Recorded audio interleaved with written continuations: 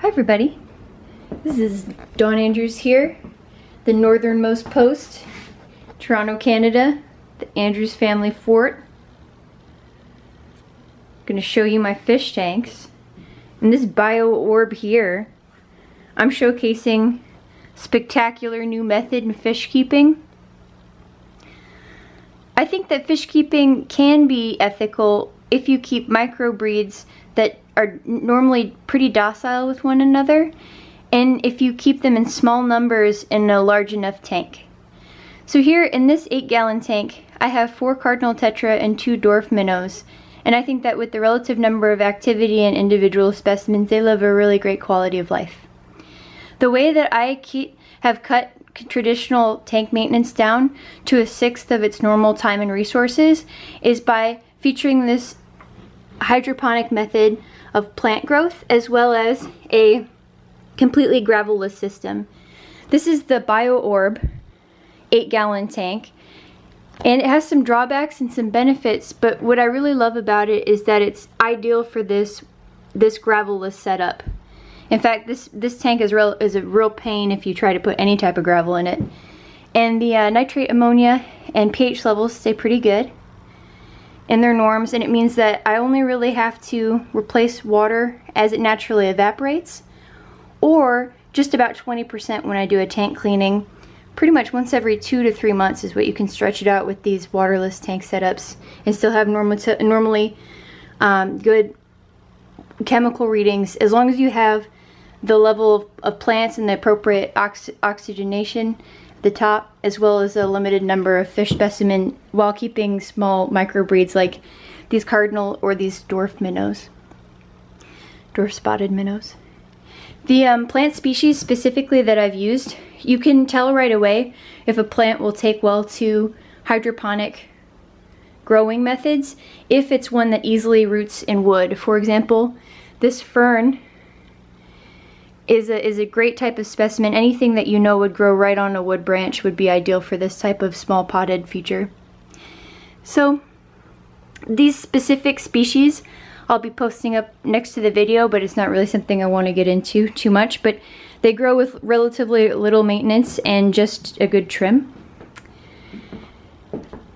Now in this fish hotel lobby that belongs to an 80s Coke dealer, I have 3 fantastic fish, 2 neon tetras and 1 big cardinal that's older than the cardinals I have in the other tank, so I don't want to put them together, and they seem pretty happy as a little unit where my cardinal can assert his dominance over his little world. My 2 little fish are happy to oblige. So I've left them in this tank with these various fern or moss specimens, and this broadleaf specimen, which I'll post the name up of.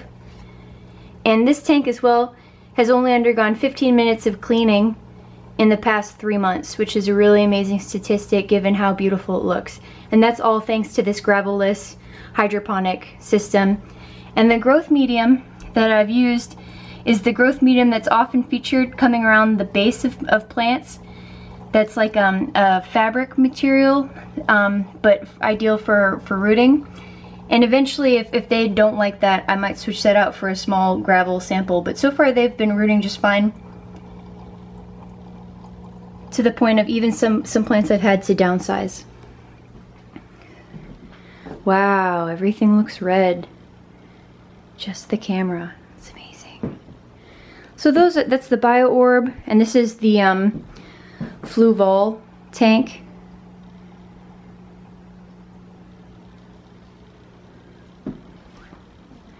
Ooh, it's a bedroom. This is one of the last times I'll be in this room before I make the big move to New York.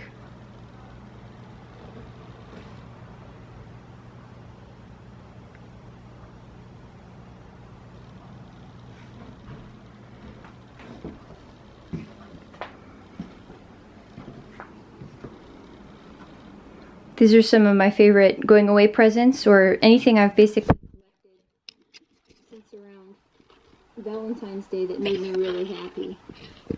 Or things I owned already that I thought were awesome. But you know what, get rid of this. Fuck Colgate. I don't even trust them.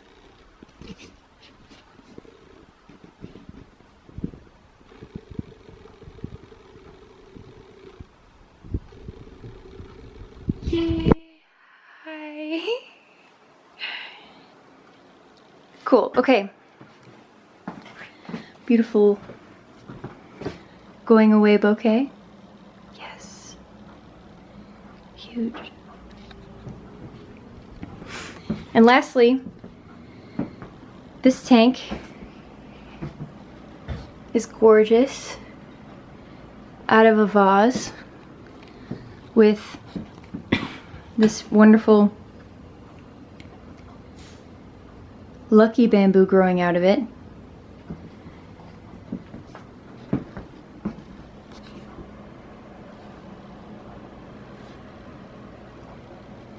And in this tank are these Raspora species of both chili and sparrow. Just a little bit of them.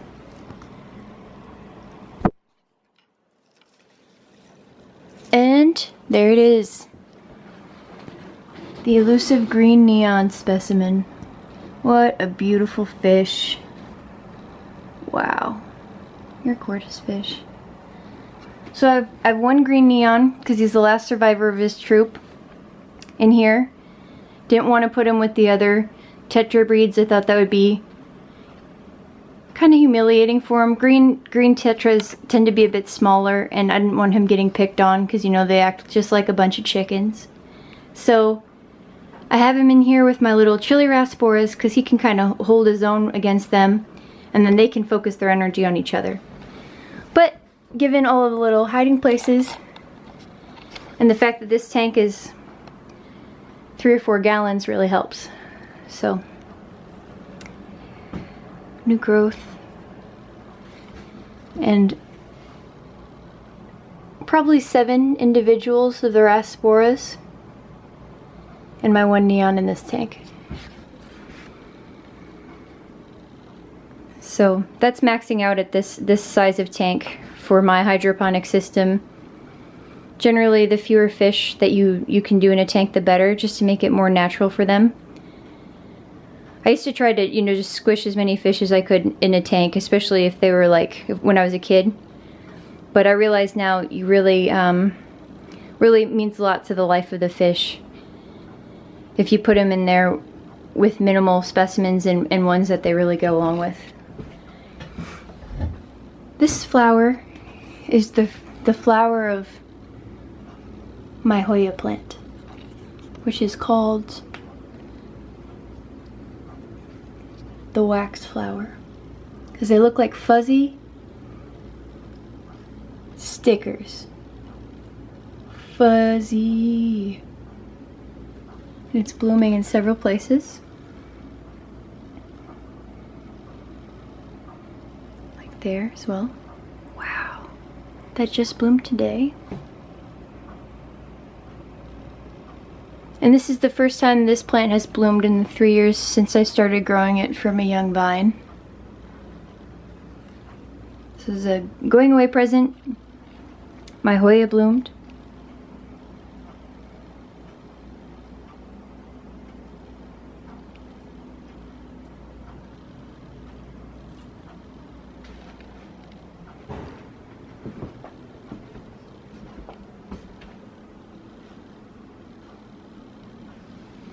Well, great.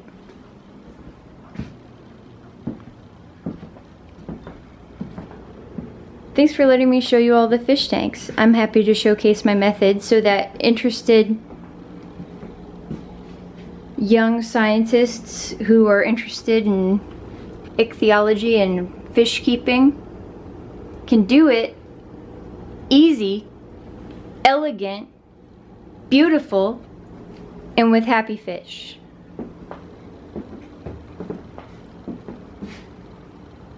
Thank you so much for your time.